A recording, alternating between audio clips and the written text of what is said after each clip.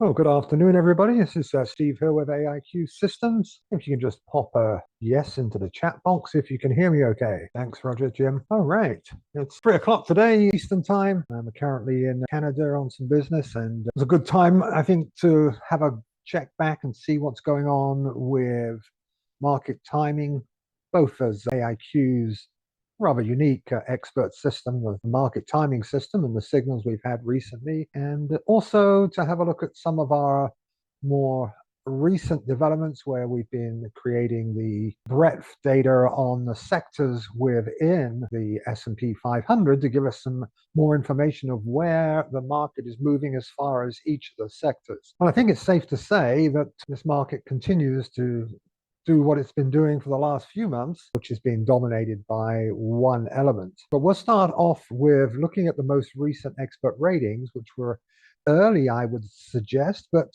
right now, we had two down expert ratings back in, and I will just pop them on the screen here. We had one on 522 and then one on 515. They were both down expert ratings. You get rid of the MACD indicator on here, just so we can see this chart a little better. So let's go back. It's been a while since we've gone through expert ratings, but I'll just scroll back here to the sell signals and the most recent buy signals. So we had a cluster of buy signals back around this area here. So we'll start here. It's been 2 or 3 months since we've been into this area. The expert rating systems during this pretty strong move to the downside right until the middle of March on the Dow. And of course, we know the broader, certainly technology dominated NASDAQ triple Qs, watching the NASDAQ 100, any of those areas were still being dominated by tech stocks. And there was definitely a pullback in this period as well. And what we saw here was 3/4 or more of the way down. There was the first buy signal to the upside. It was a 98 expert rating. It's a pretty good signal. I want to change the date back here. You're in this particular segment of the market. Look where we are right here. Getting a buy signal there is some indication that things may be bottoming out. As we know, the rating can be early. It is designed to be counter trend. And so when we look at the rules that fired on that particular rating, you can see some of them here. Because the market's been making a series of 21-day lows, that's obviously a continuing bear market indication. However, there's some internals that the volume accumulation percentage is positive. So let's counter to where the direction of the price was going at that time.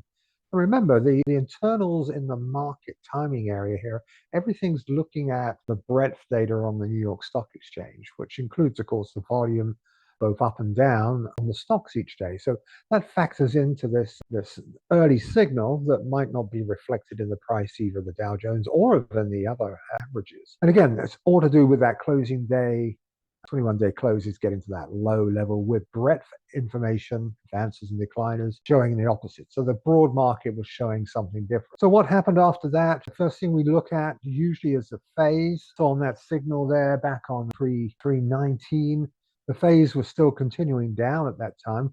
Really like to see this change direction. It's not about going from negative to positive. It's about it changing direction. And when I move this forward one day to 320, there's no change in direction of the phase. When we get to 323, it looks like the phase has gone, it's flattening out basically. Let's see what it was there. So it's gone from 292, negative 292, and then it's moved again slightly down. And then when we move on again, we're looking for it to change direction within 2 or 3 days maximum. So we've gone like 2 or 3 days already. There's not been a change in phase. Now, when you get to this day here, 325, so that's like, what is that? That's 1, 2, there's 1, 2, 3, that's 4 days. That's outside. So it's a really late confirmation with this little upswing, and that's on the borderline of being a confirmation. So what happens after that? Prices did slip back down again. So the signal was really early. Then we get this second 98 signal back on the end of March. When we look at the rules in here, and this is interesting because of that rally up and come back down again, we've got a whole bunch of different rules involved here. The 21-day stochastic has advanced and crossed above the 20% line, often moving from oversold territory. It talks about one of the only areas it ever talks about the price phase indicator is also increasing. So that's the confirmation there that maybe this is a better signal. I won't go into all the rules there, but again, it's all to do with a change in the internal functions of price in this case. So what happened after that? That's a confirmed buy signal in my book. And so it was a small move up, and then it just kept going once we got past this point here. The first few days, it was not telling us very much, but a good signal overall. And again, that's with that price phase confirmation coming very close to the actual date of the signal. So from now we're into April, things are looking pretty good. I've just advanced that all the way forward to the next rating. So that buy rating down here, early here with phase confirmation was the borderline. Second signal over here, good phase confirmation. Price has moved up nicely. There's always a lot to be gleaned from those, especially when you get clusters of signals like that. But phase change in the direction within a couple of days is really the most important confirmation in my mind. So what happened here? We get to a point where we're at the beginning of May. There's a 99 downside signal. We'll have a quick look here at the rating itself. We'll do once I can click it. There we go. So this is like the reverse of what happened down at the bottom area. Intraday high prices. It's a 21-day high, right? But the advanced decline oscillator this time is negative, and it's an unusual event, and it's obviously a strong bearish signal. And then you've got, again, another intraday high is in opposition to the up-down volume oscillator. So internals are showing the opposite this time. Even though prices are going up, the internals are going down. And again, the new highs and new lows indicator is reversed to the downside, even though we're at a 21-day high. Now, this is often an indicator. Again, we're looking at the internals of the market. It's an indicator that things may be about to change. So what happens, the price phase itself is flat, and it does turn down. So that really is a confirmed change in direction of phase. So that's a confirmed sell signal. But what happens next is what's the most interesting. So if I click the ER button, again, there was another down signal right here on 522. Now, of course, the phase has already changed down on the signal back here. During this signal back here, signal over here where it was, we just pop it back over there to that a moment, on 515, the confirmation, there was a small nothing really as far as a real good turn down. But what's happened is very clear. The internals are still showing it's weak when we get to here. Look at the internals, but the price is still going higher. And we know the price of the market, the broad market, is definitely going higher too. So again, we're back to this 21-day high, but the internals are still negative. And this has been the situation during this whole trading range, I call it up here, this whole area here where there's a whole area of uncertainty in the marketplace, whereas the internals are still showing that there is some definite breaking down going on. However, what has happened since then, of course, is that the Dow's popped up into a new high territory, and it's been forced by some macro events that even with the internals still showing weakness, it's still pushing higher. And we've seen what's going on with the NASDAQ today. So there's definitely some there's some areas in the broad market areas that are still driving what's happening as far as the whole market is concerned. We're getting the divergences on the breadth because a lot of the participants in the marketplace are not doing what the broad tech stuff is doing. So again, we can see when we had all these expert ratings fired and a confirmation as far as the divergence between price and the breadth indicators is still fairly clear. So the AD indicator is one of the ones, or the AD line, we can use either of those. The up-down oscillator, both of these, during this period here, remember we've had a sell here and a sell here, during this period, and you can see the internals of the advanced decliners has pulled back into sync with price action right here on the Dow, but during this whole period here was declining quite strongly, whereas price action in the Dow 30 was moving sideways. And we know that some of the broader market indices were even more powerful. So there's still this divergence in place, and that's what drives those expert ratings. So it's good to bear in mind that we're back to this situation where the one segment of the market is really driving things to the upside very strongly. And we'll see in the next segment here what's going on within the internal sectors of the S&P 500, so you can get a clue of where you could be or where you shouldn't be. So you can see these ratings here, the internals are saying it's going to go down. It hasn't happened yet. Will this change? I don't think this is going to change until we get some signal from the technology sector that things are going to roll over, because the sheer weight of those technology stocks in the overall market is really dragging everything up as far as the indices. And when we look in the moment at the sectors, you'll see what it's a very divergent picture between technology and a lot of the other sectors that are out there. And of course, you can see in the energy sector, as you'll see, there are things we can glean and we can see what sectors are likely to do what at what time. Interestingly, I popped in a weekly chart this morning just to see, sometimes it's good to see that massive picture, longer frame picture up here. And very rarely do we look at the expert ratings on a weekly basis, but there is a 99 to the downside. Why this is basically a 4-day week or 3-day week's worth of data for the signal today. So that's not still valid yet. But if I go back to the prior signal, it was a 99 to the upside. And you'll notice that was back in early April. So that was fairly in sync with the information we got from the daily charts. So it's worth coming over once in a while and just checking out the weekly.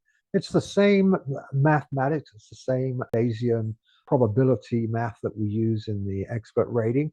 It's the same inference engine. It's just done on a conglomerated weekly data.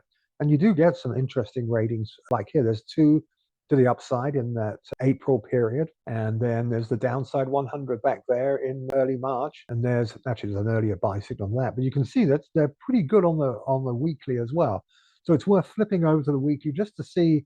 You're almost never going to see a weekly that's on a buy. And then that's one of the days in that week, there's a sell on the daily chart. There is some synchronicity between the two. So again, I looked at the new highs and new lows. Let's pop that one in there. We can clearly see the divergence was there that generated these ratings. This has gone back into sync with where the Dow is moving. So that is kind of a little push higher. It's a very critical point here. We know we can be a little bit early, but it's certainly given me caution where the likelihood of the market moving any higher is concerned. One last one, the new high, new low. So the same thing here. We have this lovely V-shaped bottom down here. Prices at a new high low indicator was very much in sync with the Dow at the time. Once we got back to the second peak area here, it's definitely not returned to that level. And right now, there's a little bit of a turn up again. So is it cautious? It's cautious, but I'm still looking at some possibility here that this could continue to the downside in fairly short order. So that's really just the Dow Jones, our main market timing system itself. I'm just going to pop up the SPY a moment, just so you can, I'm sure as many of you, the SPY's plowed on much higher. And again, we all know this is a technology-driven rally that's going on here. Because this is an ETF, the expert system on ETFs and stocks is not the same as the expert system on the market. The market has the breadth data comparing to the price of the Dow, breadth data of the NYSE. Here, we're just looking at open, high, low, close, and volume, technical indicators. There's about 6 different systems that are involved in generating expert ratings here versus the 14 that are involved in the market. So again, ratings here are often early, need confirmation. There was a sell signal here, 197. Not a lot of information gleaned from these sell signals. And this was all the way on the move up. And again, when you get situations like this, you need phase, you need something to confirm that it's going to turn down. In most cases, we're seeing here, all those 3 ratings, the phases basically get kept on moving up. There's only one period up here, which was well past that down rating. So they weren't confirmed by phase, and that's the first thing we look. So again, obviously the Nasdaq's been doing the same thing, plowing higher. We know 30% of the S&P 500 move is now dominated, almost entirely dominated by the technology sector. You can actually look this up yourself, and if you look at the equal weighted S&P 500 versus the weighted S&P 500, the return over the last quarter or the last half year, there's been a little bit more of the equal weighted S&P 500 has been performing a little bit better, but overall it's been underperforming the cap weighted index by a significant amount. And so something like 9% is the difference. It's quite significant. And that's really been driving a great deal of what's been happening in the marketplace, and why the internals that we've been looking at for all these years haven't always been able to get us exactly what we want to glean as far as changes in the direction. So we've seen, the AD oscillators been going negative when price is making 21-day high. All of these things have been happening, but we're still stuck with the handful of mega tech companies, NVIDIA, Microsoft, and the usual suspects have been pushing the heavily weighted S&P higher. And I think right now the equal weighted index is trailing the cap weighted index by between 5 and 6%. So that's really worth bearing that in mind while we're having this skewed situation with the technology sector really driving things. So the next thing we can do, obviously we concerned there's only 10 stocks that make up 30% of the index weight for the S&P that is critical to why this market keeps going up. Beyond that, we can start looking down into some of the areas where we can get more information of where we want to go. Sure, you could still jump into the tech stocks, and some of those I imagine are still going to continue moving. But beyond that, I think we're looking at what are the sectors that we can go to get us an idea of what's going to happen next. Because for this rally to continue on a sustainable basis, we need a broader market participation. It makes sense, right? We need more consistent rotation into the other sectors in order for this to continue. And if that doesn't happen, then we are at the mercy of one earnings call, we're at the mercy of one analyst or a dozen analysts changes on outlook for one or two technology stocks to make that change happen for us. So really, I think we can look at this, and this is the next segment for me here, is we'll go into what I created a couple of sessions ago, which is we know the market timing has far more input into creating signals for it. Is we'll go into what I created a couple of sessions ago, which is we know the market timing has far more input into creating signals for us. So we're taking price action and volume of the market and bring them together with the breadth of the market in order to glean not just what's one index doing or one stock's doing, but what we're getting is what are a basket of stocks within an area doing to give us an idea of what is really going on with each segment of the market. Because let's face it, if you weren't in the technology sector in the last 10 months, then you probably missed some great gains. And I could show there was a sector that if you had been in the sector you'd been, you would not be very happy. We know sector rotation is a big thing. We know the market plays an important factor in the direction of things.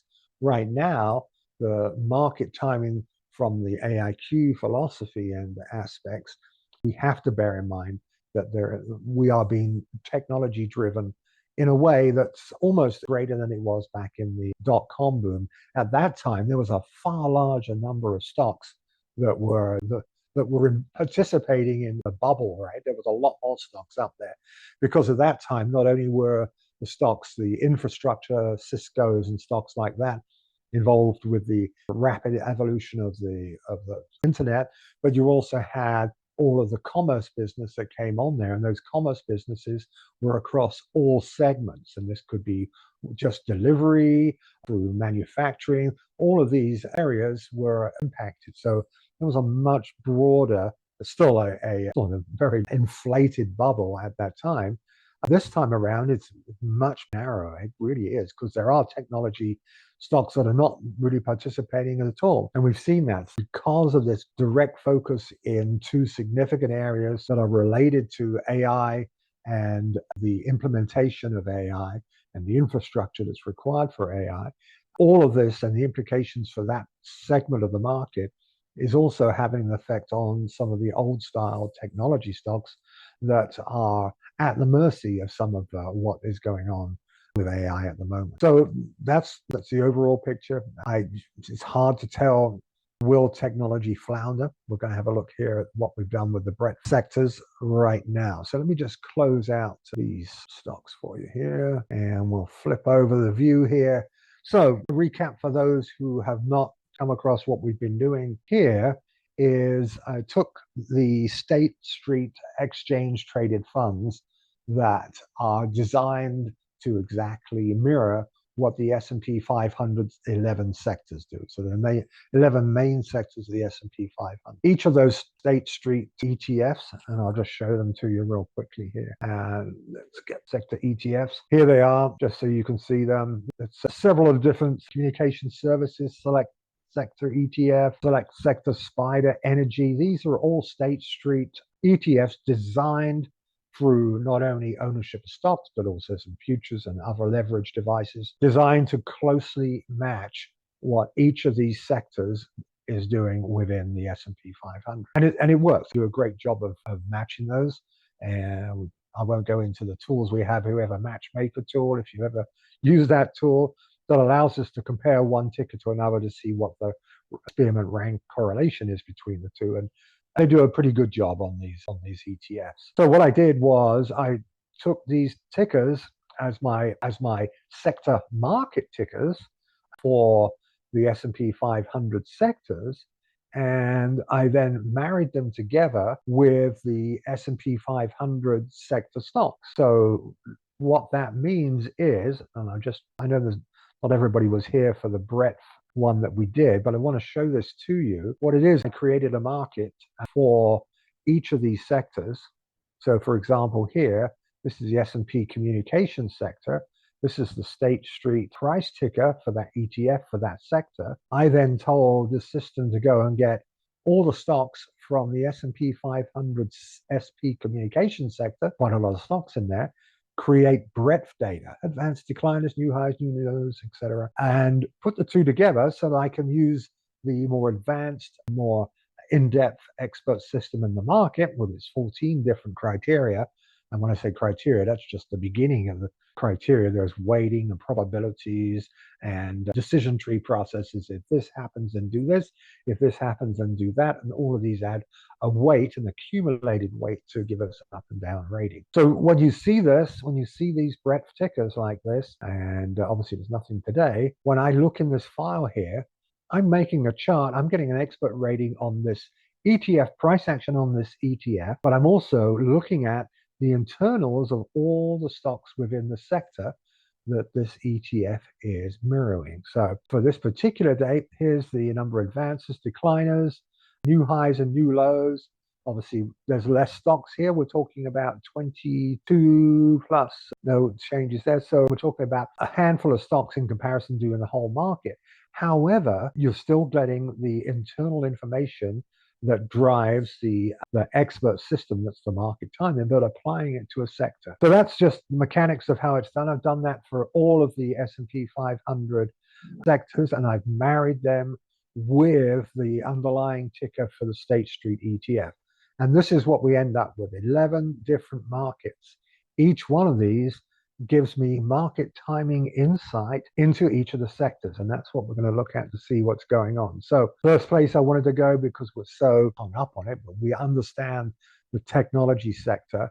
This is what's driving us. This is what's driving the world for us at the moment. Let me just get rid of the MACD here. This is why this market looks the way it is.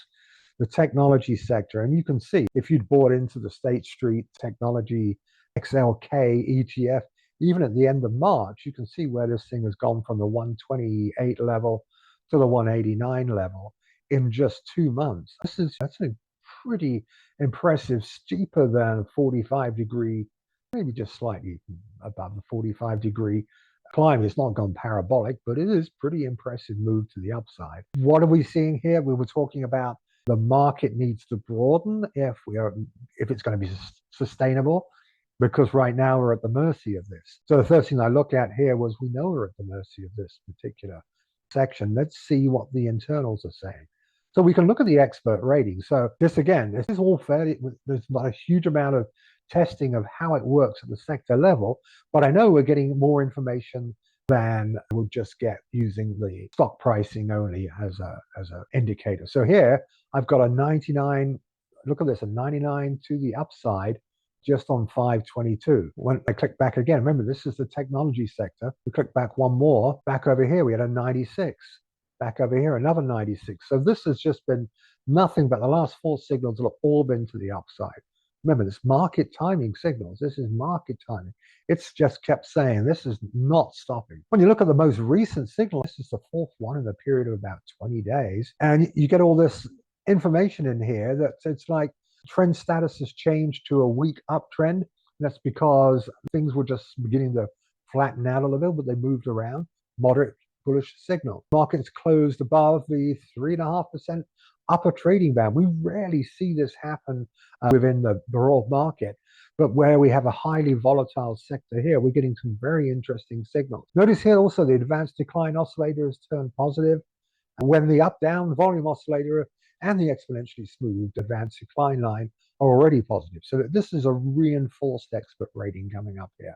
So that really reinforces that this thing looks like it's going to continue driving higher. And we can look at, so let's look at the internals. The internals? How about the internals? When we look at things like high-low, remember the high-low indicator here for the sector itself, it's been in sync, pretty much in sync with the actual price of that ETF. So basically with the price action of the sector. So there's nothing here that's giving us that internal divergence that we look for. So when we go down and we could look at some of the up-down oscillator, for example, is another one for us to go down, look to. Just scroll this down a bit. This one's a little more interesting.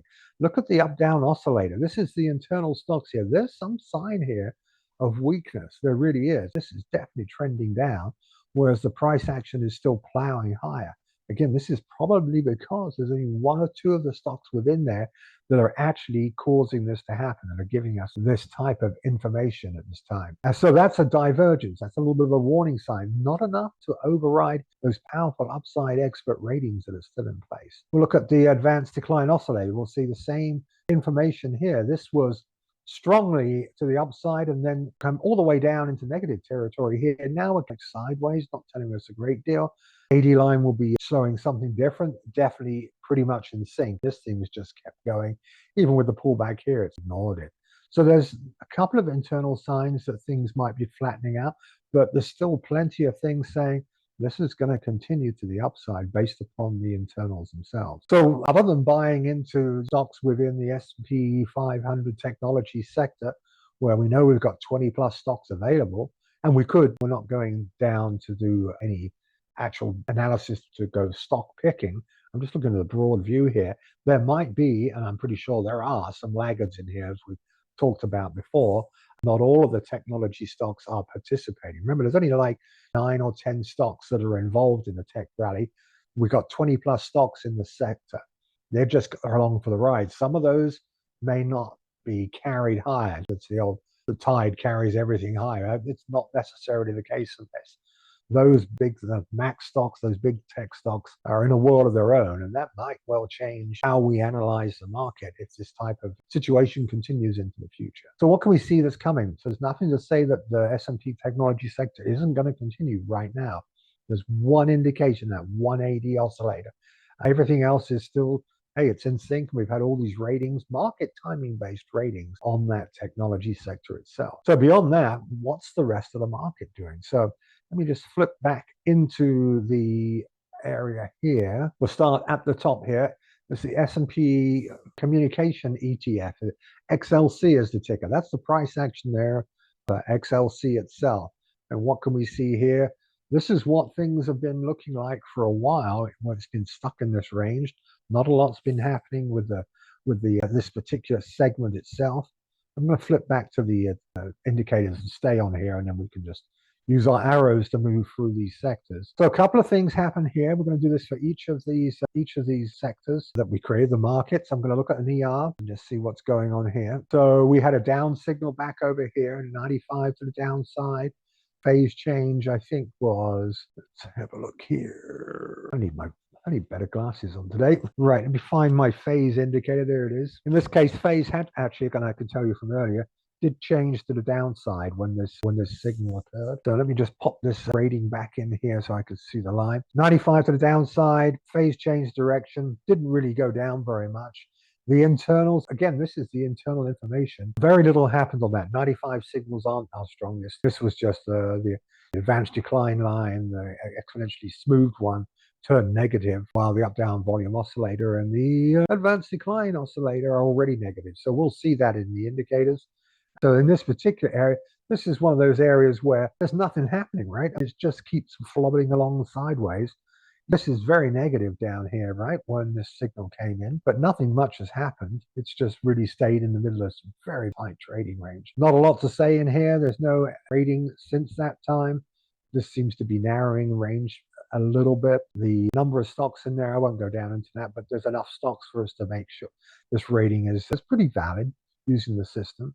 The new low indicator, there was nothing out there indicating that anything strange was happening. So All of these things, including the AD line, I think AD line was pretty much fairly strongly down in comparison. But again, you don't have a lot of divergence occurring within this sector. I would say this sector, the only thing I've seen here is I like the narrowing of the Bollinger Band, so there might be a possibility of a move in one direction or another. But given the range this thing's been in for a while, it's not likely to lead into a broad market rally in my thoughts. Next one is the consumer discretionary. So this is the segment where it makes perfect sense for discretionary money for spending. This thing, again, we've had the rally came up quite sharply from that April low area. But since then, we've been stuck in this topping area here. And if I click on the rating here to see what our market timing system is saying, and it is telling us there was a buy signal right there. That's a pretty good signal. Again, phase change. We can have a quick look at that to see if that was a good rating. There's the old phase. See it change to the upside. Right, you can see it quite clear. Great signal. This sector's got a bit of room to the upside over here, but it does seem to be, might be a little bit challenged up here. We don't know, but it's actually moving up quite nicely. Never like it when it pops above the Bollinger Band, right? That's always a sign that we could get a pullback here. So this one's, I would be cautious on anything in this particular sector at the moment. Internals, again, the expert rating back here, this was a great rating right here. Lots of rules fired on the 99. You can see them right there. There's another one we don't see often. Money flow indicator has reversed and is now advancing. In this downtrending market, which it was downtrending then, this is taken as a weak bullish signal. So again, we don't see the money flow firing all that often. But when you do see it firing, it's a pretty good indication that things are going to change around.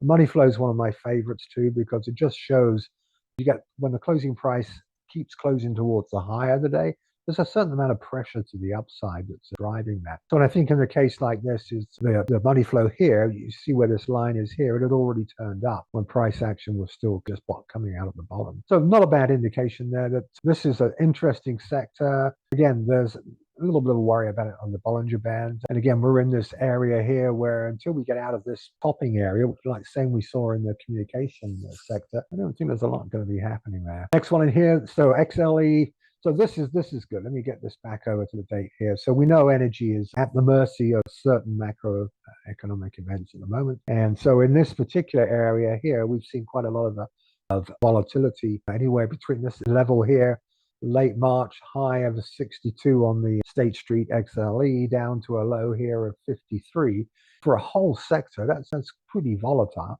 And again, the different crises that have been involved in this happening. What's interesting, I love this indicator here. The money flow throughout this period here, money flow was following in sync with price action here. But when prices fell back dramatically in late April, money flow kept flowing into the sector itself, into the ETF itself. And that's just been the case until we got to this area here, where money flow has definitely started to fall off and it's kept in sync with the price action. Again, on this particular ticker, let's get to back to the rating here. There was a sell signal here, back at this very bottom part here. That's a little bit poor timing, but what did the phase indicator do at that time? Well, we'll pop that back on the chart here. Phase was basically going down and it turned down up here. Technically, you could say that was a confirmed rating, not a great one. They don't always win. So not a great signal right there. That was the last signal on this sector. Again, bounced through the Bollinger Band, the upper band here, and then pulled back. The thing to be aware of with Bollinger Bands is if you get to a situation, especially when the bands are squeezed tight together and it breaks through the upside, you can get this broadening happening like you did here. It goes through the upper band. If the bands, this is the key thing, if the upper band is moving up, if the bands are broadening like this and it's broken to the upper band, it's likely just to ride the band up. What you really want to see is this to break through here and the bands to start coming back down. And that really is the key when it's a sign that it's going to roll over rather than ride the band like it is here in a broadening band. So a case like this, you could say there's a possibility it's going to come back down close to this band here and bounce off of there. That is quite a possibility. Let's look at the internals, advanced decline line. That's been pretty much moving in sync. We're not getting any information. Advanced decline oscillator, again, pretty much moving in sync. No divergences are coming up on the radar at that time. So we're not getting a lot of information from the market timing system on this particular sector. But the key thing is here, you could say we are get our old trend line tool out here and pop ourselves a line here, because on this State Street ETF, there's a rough trend line in this area here. Bouncing off of here is a possibility, bit of room to the upside. Definitely is. That's worth watching. And again, macroeconomic stuff today may well make a difference too.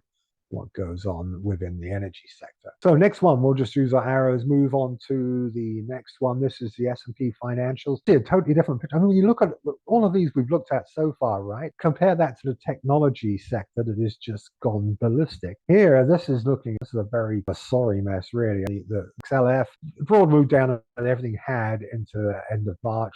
I guess you probably had a 60% rally back to the middle of April. But since then, we've started to fade away again. Not a lot going on here. Let me just get the expert rating up and see what the most recent was. And I think it was actually this one here. Buy signal on 5/18. And I think there was an earlier buy signal, I think. So there's been two buy signals, one in late April as well. Both cases here, phase indicator on this one back in April. Looks to be turned up maybe there. Again, nothing, not a great rating, not a great one at that time. This one again, phase change. It's definitely changed phase up, much more apparent on this particular chart. There's not a lot happening on the internals. When I click on the expert rating here, this one's looking better. Trend status has changed to a weak uptrend. 21 days stochastic has advanced across the 20% line, so it's gone from oversold, which it was down here pretty clearly. VA percentage increasing. 21 days stochastics has moved above the 20%, which we saw there. Market closing averages exceeded the 21-day ESA price, which is, again, these are smaller rules firing here. Don't often see some of these rules, but because we're dealing with a slightly different lens on a segment of the market, we're getting some more interesting information. What's happening here is the financials. It's not a great signal. It's been moved up maybe from the 50.88 to maximum level of 62 area up here, maybe. Sorry, 52 level, hardly moved at all. So not a lot happening within this area here until we see some trend in place. This is not participating in the market in any shape or form. Next one up is the healthcare. Again, we had this testing of a bottoming area down here. It's done a pretty good job of bouncing off of that area. As far as our rating is concerned, a market timing based rating here. We had a 100 buy signal right here. Great. Love the hundreds, always good. Phase had been going down and turned right up on that day. That's a great sign. And I know there's a bunch of rules that fired here that probably give us some more information. And again, you can see here, there's a lot of rules. You can see this in your system if you're using it. This one includes the new highs and new lows as reversed to the upside. So remember, that's the new high, new low on the stocks within the healthcare sector. But it's worth just checking that out. What has driven that? I don't know. All I know is that it contributes to our overall rating in the system. There it is. And this has been going down. So this is interesting. So you can see the new high, new low indicator had been pretty much going down all the way to here, right? Whereas the market has been in a flat area. So that was when the market was doing this, when you're back here, right, at this point here, let's go back and change the date today. When you're here, this rally, this market definitely looks like this ETF look like it's making an advance to the upside, right? But look at the new high-low indicator. It's just falling off the cliff. And that's a number of new highs and new lows within the healthcare sector. So that's some internal information that this rally was going to poop out, which it did. Even then, the new high, new low kept on going down. And right now, we're in a situation where this indicator has bottomed out and turned around. So it bottomed out and has turned around to the upside. That's given us a complete change in what's going on and contributed to the high rating to the upside. Quick look at the advanced decline line, and not telling us a lot, fairly flat. Again, the oscillator, which gives us a little bit more information, that's moving in sync as well. So there is not too much on those other internals, but this is a much better looking segment than some of the other sectors. It's a fairly decent move to the upside. Yes, we're gone through the Bollinger Band up here, but remember I said the bands are widening and then moving up. When you see that, it can ride that band for a while, like it does here. Widens, it rides the band. So that's nothing to say that this isn't going to move up. And there's a bit of room to the upside, right? So if the market's going to participate, broad market participation, this XLV is a better looking sector. We're running short of time, so let's get through. I think we have, just 2 or 3 more to go. There's the next one, the industrials. So Look at that. The industrials, I would say that's narrowed itself into a range almost here. Again, we've got not a lot of information coming from the price action alone. That's the last expert rating was 100 down. Remember, a market timing styled expert rating was right here. Pretty good rating. I haven't had one since. Again, this right now, if we look at the internals, let's go and take a look at the AD line. This was definitely going down and moving in sync. Back here, this was ahead of the game. It started moving down back here, whereas price action was fairly flat. So not surprising that signal was pretty good. So this area, we're stuck in this trading range. Not a lot of room to the upside unless it breaks out. Again, the broad market is not participating in that tech rally. So not a lot going on in that sector. Materials. So this is, again, this one's, the differences between these charts is quite striking. How some of the sectors have been really hit hard. Quite a few of them are participating in the most recent rally, but they're still way off from where the highs were back in February of this year. So there is room to the upside, but it's just which ones are the best to go for them. The healthcare looked pretty good. Let's have a look at this one. Simply Materials, last expert rating was a nice one here at 96.5. Lots of good rules filed on the market timing here. New high, new low has reversed to the upside, just like we saw on that previous chart. So again, there's good information here that this was a great signal. And the phase was involved as well. It changed. It's going down and turned up. So that was a good signal. When we look at the advanced decline, no, it's new high, new lows. Give me a second here. Keep losing the new high, new low. There it is. It's up there. So this has just turned up a couple of days before the price action was really moving. Very subtle change, I'd call that. There's a little bit of room here in the materials for sure. It's a good signal here. No reason not to think this will go a little bit higher. Again, you'll be buying the ETFs is what you're looking at. Last one we're going to look at in here, or is it second to last? No, I'm going to keep going. Well, overrunning here. Oh, real estate. I think we looked at this one in another session. This was very interesting, this topping area here. It just keeps moving slowly. Higher highs keeps going up. Right now, if I go and look for an expert rating on this ETF market, the most recent one is right here, a 97 buy. I think there was one before that. There was a down expert rating there that didn't get the phase change, I think, on that one. Or did it? No. There was no phase change on that one. It just kept on going. It was already going down rather than changing direction. So wasn't too sure that was a great signal, but the buy signal popped in there right here. Again, phase change did turn up. And it's not a bad looking chart. Maybe it will move a little bit higher. Again, real estate's different from most of the others in the fact that it's continued above that high that was back in February, which actually has moved higher. But then it's just a widening range here. Notice this too, which could mean that you could get some bigger oscillations. Right now, it looks like we're heading towards the top area here. I'd keep an eye on this because I drew the trend line, but I'm sure we can all see there might be some resistance up there. A couple more to look at. Consumer staples. Well, we know the old washing powder, Arm & Hammer type things. Consumer staples, you always got to wash your laundry, right? And nothing changes there. Always a very safe sector to be in. It's just been plodding along in a very modest move to the upside over here. Quite a bit of room before it reaches its most recent resistance level. Expert rating here, there was a down signal, which prices have actually moved back a little bit. So, and that was confirmed, phase did change over. So that's more likely to move down. Might be a pace for a short, but shorting on consumer staples is an unexciting area to be in. But in this case, it's XLP. Not a lot for the long side, at least in there. Looks more like it's going to continue down. So there's definitely stuff that looks like it's sideways. Healthcare looks like it's going up. This one looks like it's going to go down. And what else we got here? This is the last one, which we've looked at, of course, S&P Technology.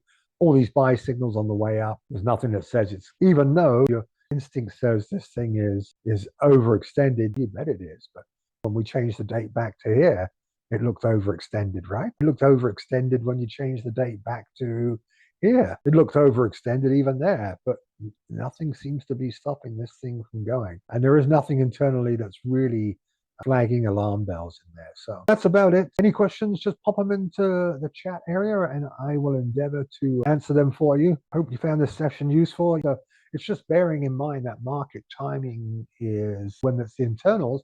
We know the internals give us a lot of information, but we have to bear in mind when we're having flyaway sectors like this that things can run away still and be driven just by that handful of stocks. It's a crazy world, isn't it? That these stocks are driving everything, but they are. That's that is the way it is at the moment. So we'll have another session probably in a couple of weeks. I'm going to move on to a new topic because we're working hard on designing some new trading systems, and these things will be coming down the road to you shortly.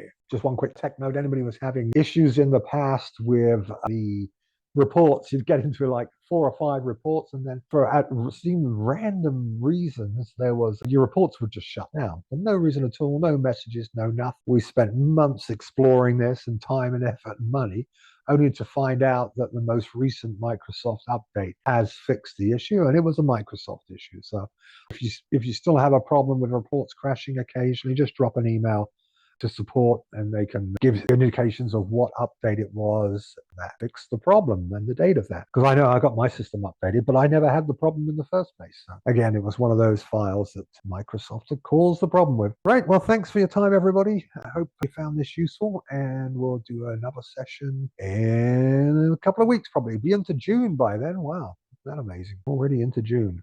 Great. Have a great time. Enjoy the rest of your week, and I'll talk to you soon.